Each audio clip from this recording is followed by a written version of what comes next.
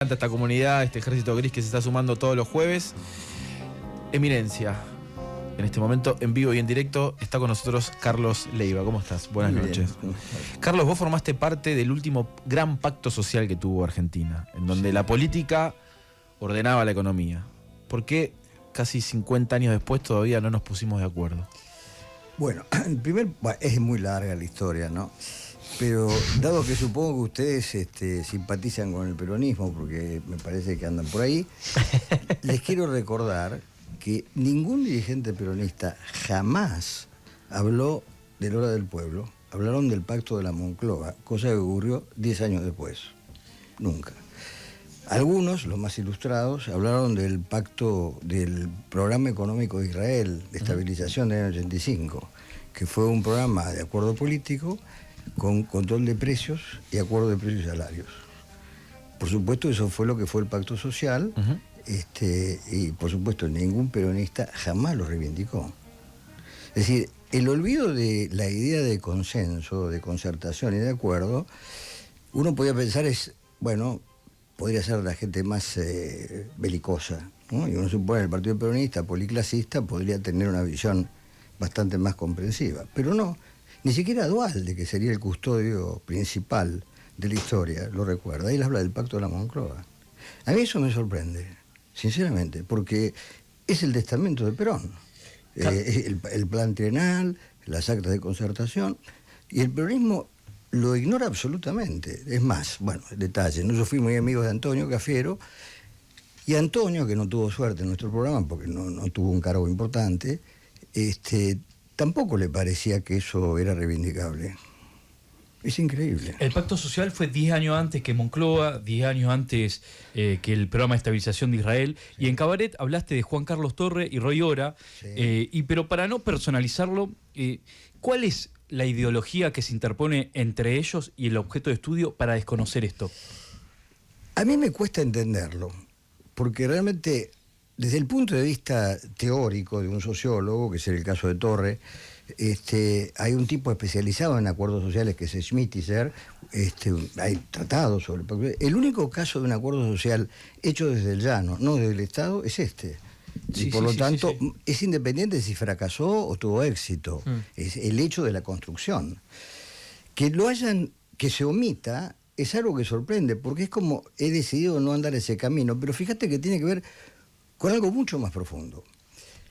Seguramente ustedes lo saben, pero no hay conciencia colectiva de que la Argentina tuvo una década esplendorosa de crecimiento industrial, que fue la década 64-74, sin un solo año de caída en el producto, con una tasa de crecimiento que hoy la envidiaríamos, les puedo decir cómo, y cuyo resultado luego de 10 años fue nada más ni nada menos que 4% de pobreza, y una distribución, el coeficiente de Gini, como si fuera el de un país desarrollado de aquel entonces, con la clase media más grande de toda América Latina y con el inventario de tener un premio Nobel, que fue el que terminó en Inglaterra, pero que se educó en la Argentina, premios Nobel previos también de ciencias, todas las editoriales de lengua española en la Argentina, salvo el Fondo de Cultura Económica. Argentina era una potencia cultural de habla hispana en ese tiempo. Claro, para ustedes me miran con sorpresa porque digo, ¿dónde quedó ese país? Claro. O sea, la democracia nacional nunca se pudo sacar a Martínez de Oz del cuerpo. Yo no sé si es Martínez de Oz. Vos sabés que yo sé que es chocante lo que voy a decir. No. Pero el proyecto industrial más importante de la Argentina del tercer gobierno de Perón fue el de José Alfredo Martínez de Oz, presidente de Acindar en ese momento, que inauguró la planta integrada de acero de Acindar. Invirtió creyendo en ese programa. Tengan ustedes en cuenta que lo que estoy tratando de entender es que ese gobierno era un gobierno en que el empresariado más tradicional encontraba una razón para invertir de esa manera. No estamos hablando de un chiste, estamos de una planta integrada de acero, la primera, y hecha por José Alfredo Martínez de Oz. Entonces hay algo, que hay una ruptura que es difícil de entender. Por supuesto, yo le puedo tener un montón de anécdotas, de cosas, porque tengo la suerte o la desgracia, por ejemplo, de haberlo conocido a Rodrigo antes que Rodrigo fuera Rodrigo. Rodrigo era un consultor de proyectos industriales, a quien yo conocí antes de en los años 60, Y compartí las oficinas con Ricardo Sin, antes de que haga el programa. Ricardo Sin, que era un graduado de Columbia, voy pintando un cuadro psicológico complejo. Un día en su oficina, que era la mía, puso su mano sobre un libro enorme y dijo: este hombre salvará a la Argentina. ¿Y saben qué libro era?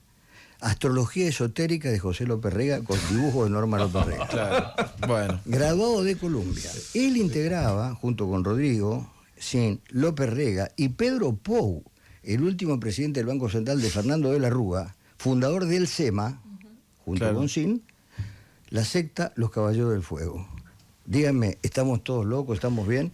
Pueden creer que yo soy un hombre mayor, puedo estar delirando, pero puedo asegurarles que es absolutamente cierto. No sé, a lo mejor, perdón, es una pregunta sonsa, pero ¿había compenetración entre ser Chicago Boy y ser logista o son casos puntuales? No. Pou era un Chicago Boy, Ricardo Sin no. Ricardo había estudiado en Columbia, administración de empresas, y yo creo, esto es intuición, por cosas que me dijo. Yo no lo había leído de Rothbard hasta Milley. Cuando apareció Milley lo leí. Me sorprende recordar, son muchos años, casi 50 años, conversaciones con Ricardo, que no mencionaba a Rothbard, si no yo lo hubiera buscado, pero que él convivió en Estados Unidos en el momento de auge de Rothbard.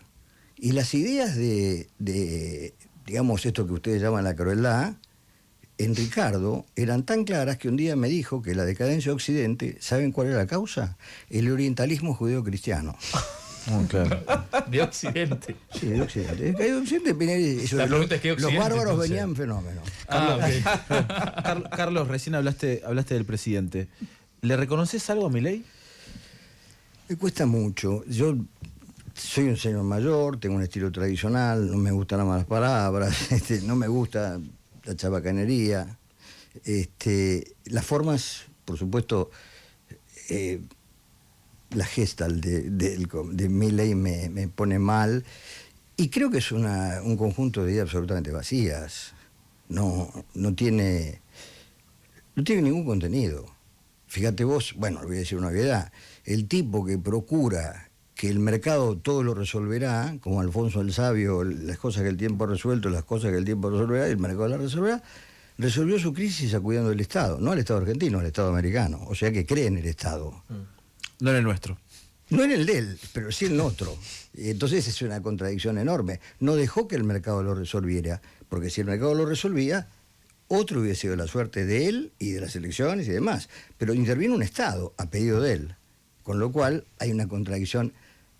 Las palabras son vacías, no tienen sentido. Bueno, es una característica general de la política de los últimos años en la Argentina, ¿no? La ausencia de convicciones, las poses y digamos, lo que unamente dijo Pablo Schemann, ¿cómo se dice? La simulación, o el Estado como que mimetiza, como que hace. Bueno, esa actuación que ha caracterizado en los últimos años la política como consecuencia de la absoluta desaparición de la esencia de la política, que es el debate interno entre gente que quiere los mismos fines y hace convenciones partidarias, se discuten líneas políticas.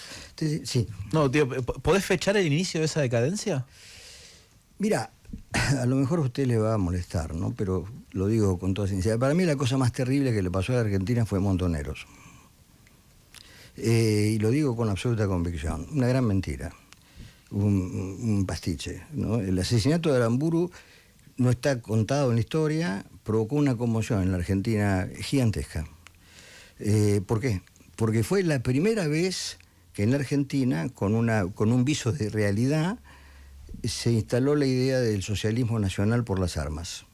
Usted va a decir, bueno, está bien, era una idea de época. No en la Argentina, donde no había ninguna condición prerevolucionaria imaginable, porque si bien es cierto que yo estoy hablando de una década entera, ese año 70 está dentro de esa década, por lo tanto es año de crecimiento, miles de cosas, por más que haya un gobierno militar dictatorial. Ellos no dicen vamos a tirar a la dictadura para poner la democracia, sino que dicen vamos a tirar esta dictadura capitalista para instalar el socialismo nacional. Pero lo que pasa es que la Argentina no tenía consensos políticos, porque naturalmente no lo sabía, pero la Argentina tenía desde 1930 un consenso económico, Del 30. Está bien eso. Pleno empleo. Era la matriz de cualquier programa económico en la Argentina, no escrito, escrito. Desde la década infame. Sí, claro, porque salimos, la década de infamia es la salida de la crisis del desempleo, es el país que más rápido salió la Argentina, porque los conservadores hicieron la Junta de Grano, la Junta de Canas, el Banco Central, pusieron aranceles, derecho de exportación, restricciones a la importación, desarrollaron la industria, a los sopapos. Pero el proyecto Pinedo es un proyecto industrial. Carlos, y el pacto social cuando uno lo cuenta, lo estudia, primero me gustaría preguntarte, vos el libro de Seoane, ¿lo leíste? Sí, claro. ¿Te gustó? Sí, salvo una cosa que María, yo hablé con María, no, Sí. no mucho, pero hablé, la conocí bien. Sí. El tipo que más lo conoció a Helvar no soy yo, sino Duilio Brunello, a quien ustedes seguramente lo conocen. Está nombrado en el libro. En el libro. Duilio es la persona más exquisita que ustedes se pueden imaginar, catamarqueño, maestro, un tipo de una cultura gigantesca a los viejos tiempos, ¿no? Como D'Adamo, como Helvar, gente que podía recitarte la poesía española de memoria, lo que quieras. Bueno, Brunello no quiso hablar con María para la biografía de Helvar, porque no podía, siendo que fue la mano derecha de Helvar toda la vida, que se dijera que Helvar era del Partido Comunista. Mirá. Porque no lo era. ¿No lo era? No, Increíble. no. Contrario a lo que hipótesis. dice Gilbert, a lo que No, dice... bueno, Hilbert es un repartidor de comunistas. Son todos comunistas para Hilbert, ¿viste? Claro. Mira. Sí. Creo que No, es la no. hipótesis del libro. ¿Perdón? Digo, el libro de Seoane lo da por hecho, de que No, lo Helvar da por fue. hecho porque repite una versión que obviamente no es verdadera. Porque yo les voy a pedir que ustedes se ubiquen. Estamos en época del 40. Un tipo sexto grado. La letra de Helvar era de un chico de... A mí me hacía dibujitos que era una letra de bebé. Claro, ¿no? claro. No. Sí. Polaco. Sí, vendedor de corbatas, ambulante. Horriblemente feo. Era muy feo. Y era Claro. feo, sí. Muy feo, petizón medio contrario, yo soy petizo, así que tengo que no dabas un mango por él. Mirá. A punto tal que un tipo sabio tenía un chofer que se llamaba Monbert Taboada. Y tenía cara de Monbert Taboada, ¿no? Porque era enorme, rubio, pintón, se vestía como los dioses, y ese es el que entraba a los restaurantes y decía, necesito una mesa. Porque a don José no se le habían dado. Mirá vos. Bueno, mirá muy bien, vos. esto no es para difundir, pero la verdad. pero mi pregunta era al respecto. Ahora bien, Sí. digo esto, Catamarca, ¿a vos qué te parece de quién poder ser amigo? Claro, está bien. ¿Del abogado, del escribano o de un médico? ¿Qué probabilidad que en un pueblo como Catamarca, en la época de los nazis, un tipo de esos sea simpatizante de esa cosa que se llamaba comunismo, que iba con la Unión Democrática? Claro. Que iba con Unión de... Sí, ¿Qué querés que apoyó te Unión diga? de- No sé, Sí, sí. es un problema más que nada cultural. Ok, entiendo. Ahora, yo creo que él seguramente se vinculó con mucha gente de ese tipo, y en la CGE sí, había una enorme cantidad de comunistas, pero, y acá lo voy a sorprender, cuando se funda la CGD, Helvar es el primer presidente. ¿Quién es el vicepresidente? Un conservador, un No, radical. Francisco Muro de Nadal, Sí. el fundador de la Acción Cristiana Dirigente de Empresa. ¿Qué te Exacto. parece? Sí, porque él quería demostrar que esa No, CGE pero no oye, era adicta al peronismo. Pero oíme, no solo eso, ¿qué bolche Claro. militante del año 52 va a poner a un tipo que era Entiendo, porque Muro era un fraile directamente, un tipo de... Carlos, ¿quién fue el segundo mejor ministro de Economía de la historia argentina? ¿Labaña? No creo, no. Para mí el gobierno de Kirchner fue el peor presidente de la historia argentina. ¿En serio? ¿Néstor Sí, Kirchner claro. fue el peor? Sí, claro. Perdió la gran oportunidad de la Argentina. 180.000 millones de dólares. ¿De qué? El compañero Kirchner recibió un país hecho pelota con gente que por 120 pesos que le dio Duhalde, agradecían.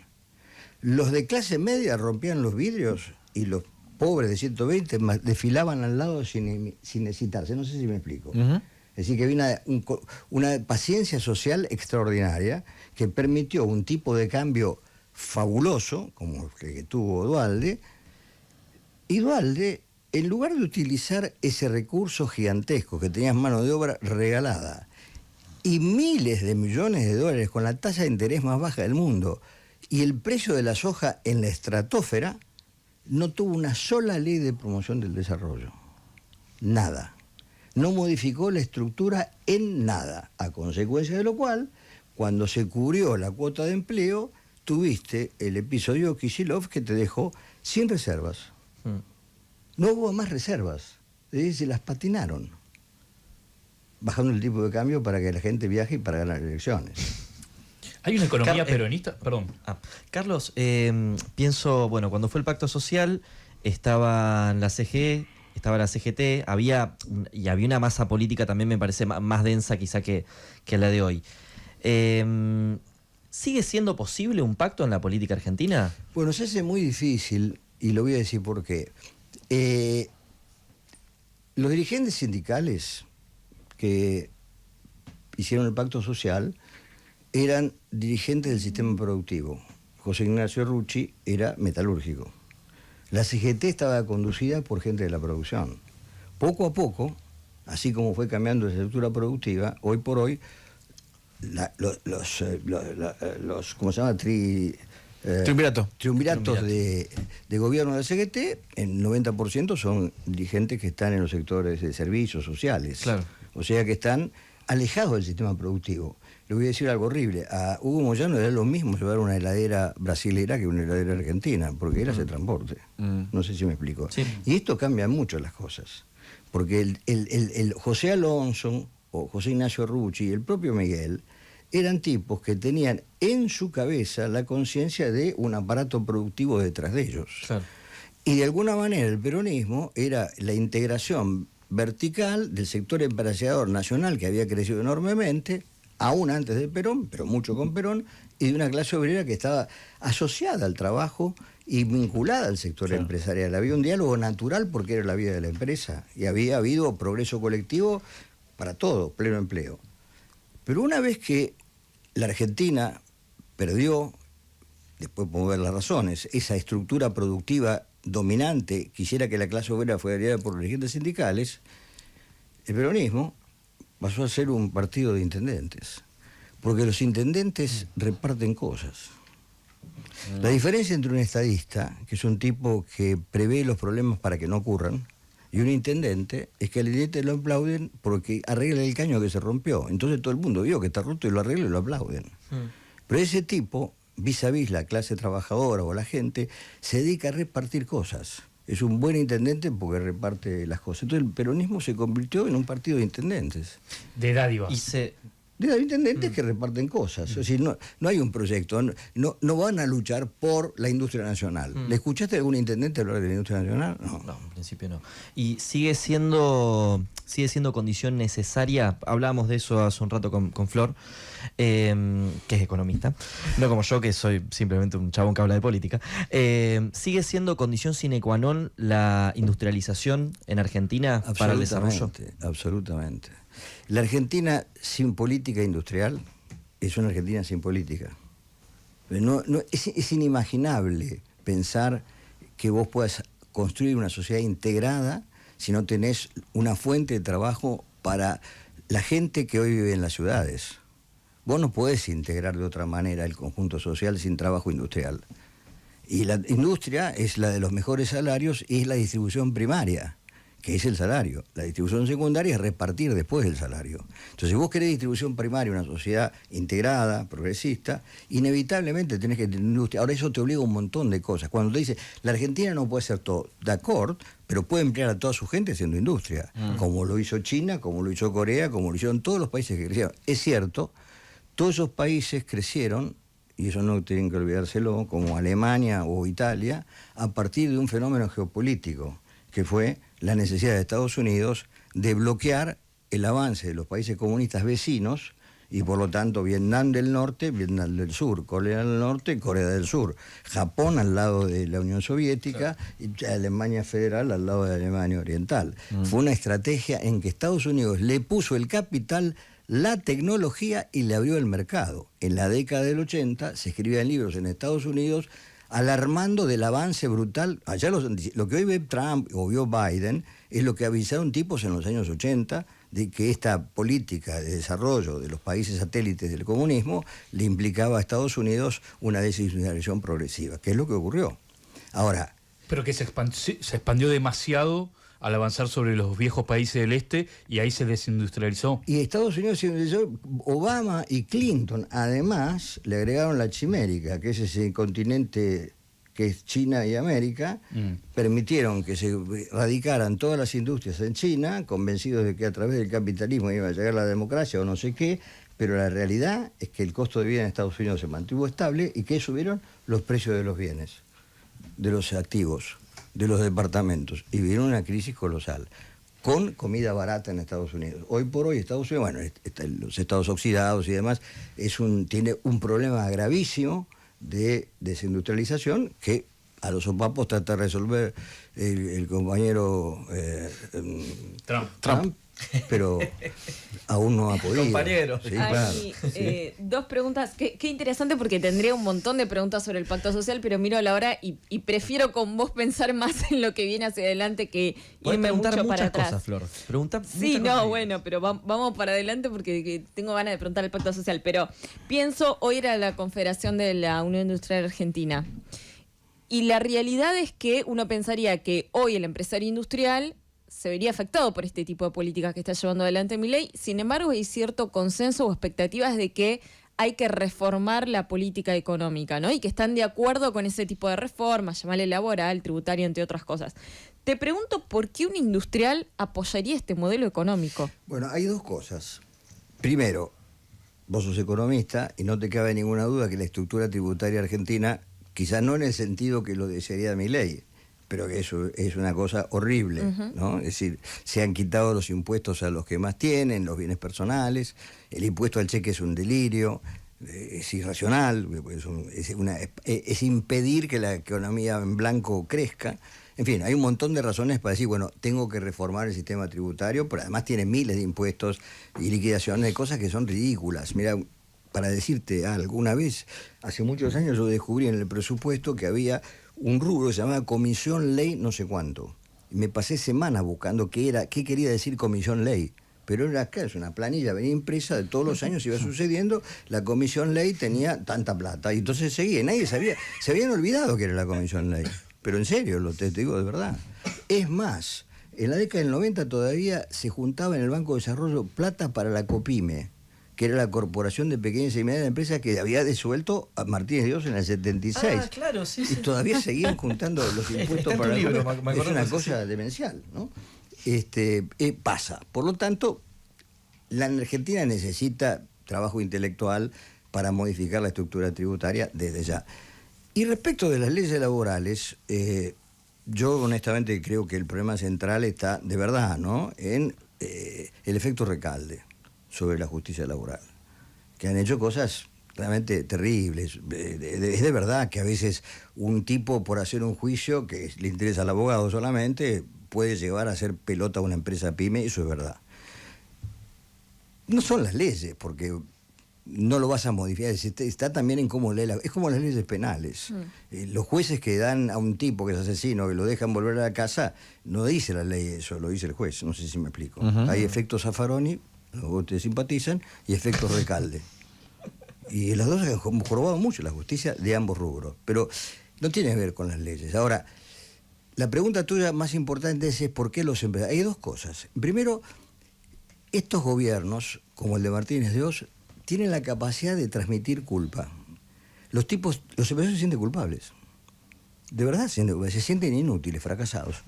Es una especie de asunción de una culpa que no tienen. No lo ven. Me ha pasado, he conversado con tipos que se sienten culpables. Y le tenés que explicarle que no sos vos el culpable, sino que te bajaron el tipo de cambio. O los chinos subsidian de una manera dantesca a sus industrias. ¿Sí? Pero logran transmitirle que el culpable es él. Es como que deprimen la capacidad de protesta. Eso es un aspecto. El otro es el quedar bien. Hay cosas que se ponen de moda en la Argentina. Es decir, yo no creo que a nadie normal le guste ir a Miami, pero la gente va. Tiene que ser un show muy horrible para que ir a Miami. Pero la gente va. Y la gente va. Porque está de moda. Claro. No sé, a lo mejor exagero, pero... No, me agarraste muy de sorpresa. Pero la realidad es que hay mucho de moda de estar de acuerdo con, sin saber qué implica. Okay. Porque, en primer lugar, vos sos economista y lo sabés, no es cierto que haya equilibrio fiscal, ni siquiera en No los pagan términos los intereses de que lo dice Caputo, porque no estás computando los intereses de la deuda, que son monstruosos. Y en segundo lugar, ¿Qué libro fiscal puede haber si el Estado no cumple con sus tareas básicas? Por ejemplo, mantener las rutas. No te digo hacerlas nuevas, mantenerlas. Entonces, está bien, vos me podés decir que la caja no te obliga a emitir pesos, pero emitís deudas, que es lo mismo que emitir pesos a largo plazo. O sea, entonces, la gente dice, celebra algo que no existe, pero eso es una composición mediática, se repite. Además, porque la política no tiene debates. Los políticos no discuten, es decir, los que hacen política no debaten las cuestiones a fondo de un problema, la dan vuelta hasta el final. Yo he vivido otros tiempos. Cuando yo era joven, era ustedes, los partidos, cuando asumían una posición, hacían declaraciones, declaración del Comité Nacional, y eran 13 páginas donde el tipo sostenía por qué estábamos a favor de esto y de aquello. Eso desapareció. Te escuché decir alguna vez que hablar en contra del tacticismo, esto de cada 2 años, política de nuevo, elecciones de nuevo, y no poder hacer una lectura a largo plazo. Bueno, es una gran enfermedad de la Argentina. Nosotros, yo creo que ni siquiera en la escuela te enseñan a concebir el futuro, ¿no? Pensar en términos de lo que va a ocurrir dentro de un tiempo. Es más, si yo les pregunto a ustedes qué van a hacer el próximo fin de semana, no, el otro fin de semana, ninguno me puede contestar, porque no lo programaste. Bueno, esto no es así en el resto del planeta. Si vos vas a Europa, a los jóvenes como ustedes le preguntás, ¿qué haces el fin de semana que viene? Ya tiene todo comprometido los 3 fines de semana, lo que va a hacer. Porque la gente vive con programas. Nosotros, gracias a la espontaneidad de la naturaleza, y a que quieras que no, de acá, de alguna manera vivís, la idea del programa está afuera. Puede ser que esté haciendo una teoría demasiado antropológica de una realidad. ¿Puede ser generacional tal vez, Carlos? No, fue siempre así. ¿Fue siempre así? Siempre así. Por eso los estadistas hacían proyectos de largo plazo. Por ejemplo, los planes de quinquenales, o el plan trienal, o los planes del CONADE. Es decir, los tipos que pensaban en el Estado a largo plazo, no todos son estadistas, promovían, invitaban a visiones de largo plazo. Y la inmediatez, bueno, hay un caso fantástico de inmediatez, que es el compañero Menem. Si no te gusta que abra las fábricas, la cierro. ¿Se acuerdan ustedes, no? Abriremos las fábricas, escribió el libro ese Condual de, ¿cómo se llama? La revolución productiva, ¿no? Y el tipo, como vio que se le venía en banda la estantería, cambió, y levantó los ferrocarriles, cerró la fábrica, le da igual. Es lo que quería salir en el Tapa Music. ¿Ustedes vieron cómo le cambió de ropa? Pasó de la barba a vestirse en George, que costaba cada camisa $70.000. No hay un problema. Todo por todo. Hoy en los debates económicos, que seguramente vos estás siguiendo de cerca, es como que hay un diagnóstico que genera consenso en todas las miradas económicas que hay, más ortodoxa, más heterodoxa, más peronista, que es como, bueno, hay que acumular reservas. Ahora, como decís vos después, no hay programa para ver cómo Argentina puede acumular reservas, pero sí hay mucho debate, hay distintas opiniones, diferentes economistas, ¿no? Que salen a hablar y empieza a salir el peronómetro, ¿no? A ver quién representa más o menos al peronismo. En el marco de estas discusiones, ¿hay algún peronista o algún economista que te parezca que representa la política económica del peronismo, o que ves con buenos ojos, o que te gusta, o que estás siguiendo? Son muchas cosas distintas. Primero, yo creo que hay que acumular reservas, y eso lo dicen desde Melconian, Cavallo, no sé si Álvarez Agis, que debe ser peronista, sí, no sé si lo dice también. Bueno, sí que hay muchos que decimos eso, y eso me parece esencial. Ahora, sobre si hay una posición de un planteo que se puede llamar como deriva del peronismo, y yo te digo, si yo recuerdo qué cosa es el peronismo, es el partido de la producción, ¿no? Y no pareciera ser que eso fuera una preocupación de los tipos que levantan la bandera del peronismo, me parece. De verdad. Por ejemplo, si vos tenés la idea de la producción, no podés creer que el mundo es un conjunto de pymes que se suman. También tenés que tener campeones nacionales. Tenés que apostar a alguna industria de desarrollo, la siderúrgica, lo que fuera. Tenés que tener una idea y obviamente tenés que tener vocación por un plan. Cristina y Néstor detestaban la palabra plan. ¿Se acuerdan ustedes cuando en el Sheraton dijeron, hablan de planes con desprecio? Sí. Bueno, no sé si eran peronistas, pero en todo caso fueron del gobierno peronista. ¿Y te gusta alguno? No lo sé. ¿Te gusta alguno hoy en día? ¿Algún qué? ¿Algún economista?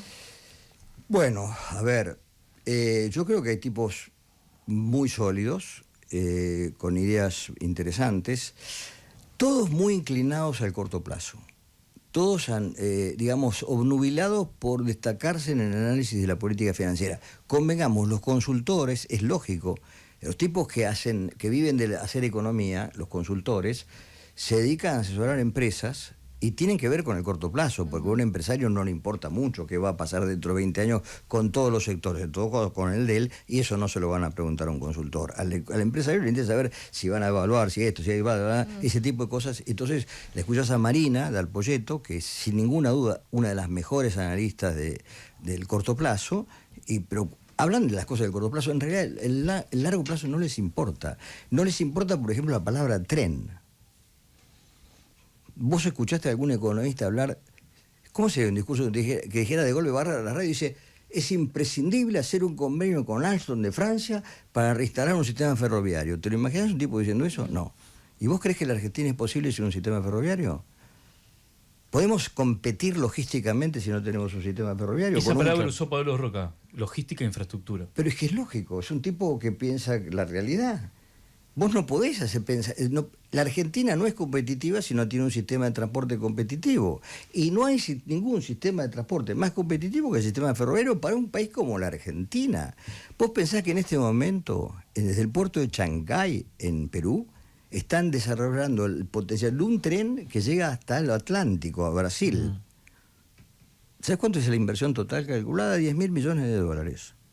La mitad de lo que nos va a prestar el compañero Besen. Carlos, ¿cuánto dura Milei? Mirá, yo creo, ¿cómo es tu nombre? Florencia. Florencia lo dice bien. Hay un consenso por apagamiento de la luz, ¿viste? Si se apaga la luz nadie se mueve en un lugar porque te puedes caer. Yo creo que hay una especie de falta de iluminación de los debates de largo plazo en Argentina. Hace mucho tiempo, pero ahora particularmente encandilados. Vos sabés que iluminar no es lo mismo que brillar, lo que brilla te encandila. Encandilado por los éxitos de Milei, que son indiscutibles. ¿Quién se podía imaginar que no necesitas reservas porque Besen te las va a regalar o te las va a prestar? ¿Quién podía imaginar eso? Inimaginable. Quiero aclarar que yo lo anticipé, porque desde que apareció Daza, supe que había un chileno viceministro de Economía por una sola razón. Había una intervención del Grupo New York en la Argentina. No hablo de pecados, hablo simplemente de relaciones. Él sí es el socio de Besen de toda la vida, íntimos. Obviamente ahí hay una garantía, hay muchos intereses. Besen tenía inversiones en la Argentina, ojo. No es que descubrió la Argentina ahora. Berson y, ¿cómo se llama? Cacciatore, ¿cómo se llama el tipo este? Bob Citrone tenían inversiones en la Argentina de años, y Daza también. O sea que son tipos que conocen este paño y han hecho Pedal, Carri, obviamente.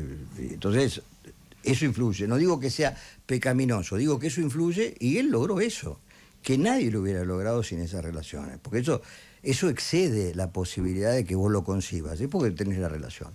Bueno, eso elimina la necesidad de las reservas para mucha gente. Y todos tenemos acá en la cabeza que se entró, que ahora este tipo cuenta con un as en la manga gigantesco, que es el apoyo de Besen, que mientras es secretario del Tesoro, abre una canilla chiquitita y la Argentina se inunda. Esa es la verdad. Ahora, ¿se inunda para qué? Para bajar el tipo de cambio. ¿Bajar el tipo de cambio para qué? Y vos vas a generar una sociedad cada vez más desempleada y más improductiva. Es una sociedad rapi. Olvídate, es eso. Ahora, lo paradójico es que acá viene la cultura. Hay una cultura de cada uno por la suya. Es como una idea de que, ¿te acuerdas que el Papa Francisco dice nadie se salva solo? Sí. Bueno, esto es todo lo contrario. Uno necesariamente se salva solo, déjame a mí, correte. Y eso es Rappi. Pobres chicos, son absolutamente humildes, pero tienen la idea de que ellos no tienen que tener una actitud de juntarse solidariamente por algo. Hay que pedalear más rápido que el otro. Nada más. Y eso, te digo, me parece que está dentro de la cultura creciendo, y creo que es lo más grave que nos está pasando. La idea de que la solidaridad entre nosotros no es necesaria, y por lo tanto que la idea de nación se diluye. Costó mucho la idea de nación, pero ya la gente no sabe ni la letra del himno. Claro. Carlos, ha sido una clase. Gracias por venir a Contragolpe. No, por favor, eso usted puede llamar, ¿eh? Que me han sacado la telaraña. No, del féretro. Acá siempre vas a tener una silla. Tanda y seguimos. Contragolpe.